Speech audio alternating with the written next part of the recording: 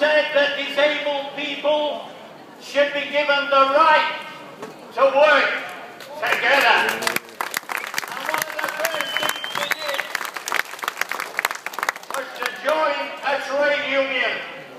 And one of the reasons why this government and some others have not taken very kindly to Remploy over the years is because those people that go to work at Remploy understand solidarity.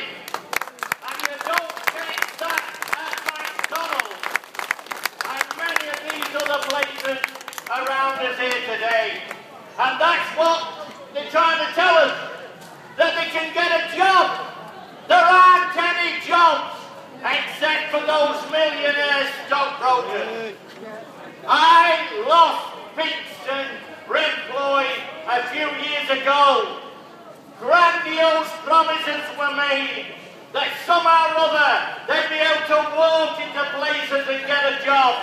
I have to tell you, many years later, most of those Kingston Remploy workers are still scratching about on the dole.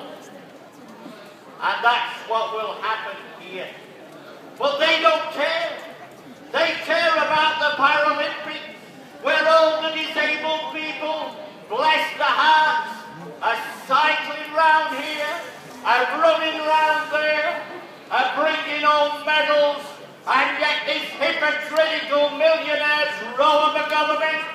They don't give a shit about the people.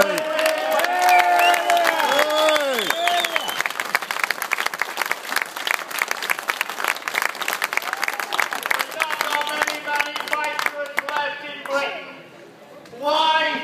Because first of all, on the package they privatised everything inside. And the net result was that we've been subsidising some of these privatised industries ever since. And yet, if we had a few pounds, we could subsidise every single Remploy worker in Britain, and we could treble the number of factories. And they like to go to work. The people I've met at Remploy factories, they like to know they're with friends. What sort of chance are they going to get in this rat-ridden place for employment? And as for subsidies, why is it they find enough money to subsidise every single rail entrepreneur? They put money into Branson's pocket. And every single one of them. They now finding subsidies for North Sea oil, because the North Sea oil is now very small. And the entrepreneurs in the oil industry say, we can't exploit that oil because the seams are too narrow. Give us some money, Osman. And that man who is sick on cocaine and God knows what else, he found the money. Yes, I saw it in the Sunday Mirror. I said it must be true.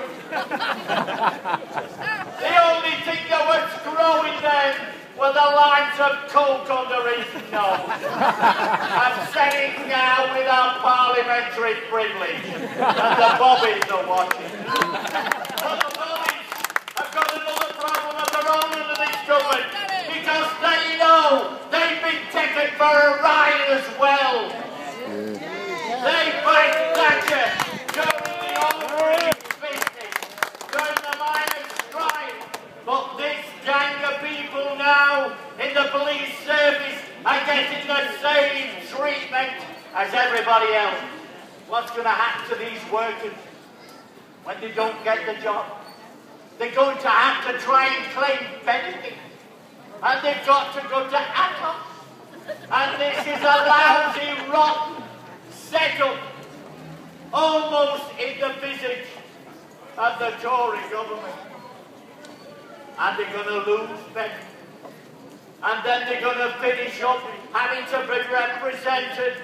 And then starting next year, I'm telling you this now, before you get the news, every single local authority in Britain are going to be cutting housing benefits for nearly every tenant on their books. That is part of this government strategy. And these casualties from Remploy and Chesterfield will be in the middle of it. That's the story of this rotten episode of our life. All manufacturing gone. Now the manufacturing at Remploy. Did you remember about the property-owning democracy? It's now owned by the French and the Germans and everybody else. This hardly anything left, but Patcher said, don't worry. We've got the City of London to make up for the export loss. We call them invisible exports. And now, sadly, they are invisible. Yes. What a load of hypocrites we're dealing with.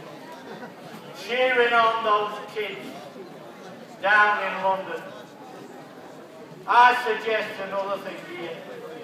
If they can have subsidies for the royal family, and they can have medals for this, that and the other, if anybody needs any medals, it's those people that have been trampled to the Remploy factories year in and year out.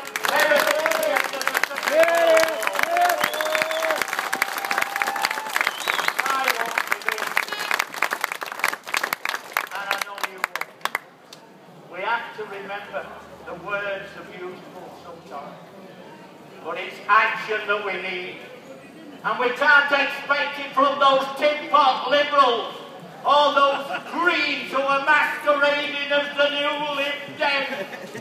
We have got to kick this bloody government out.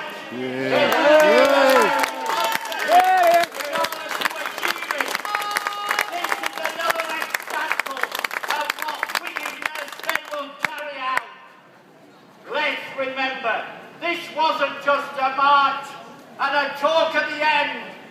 We have to turn it into direct action. Thank you.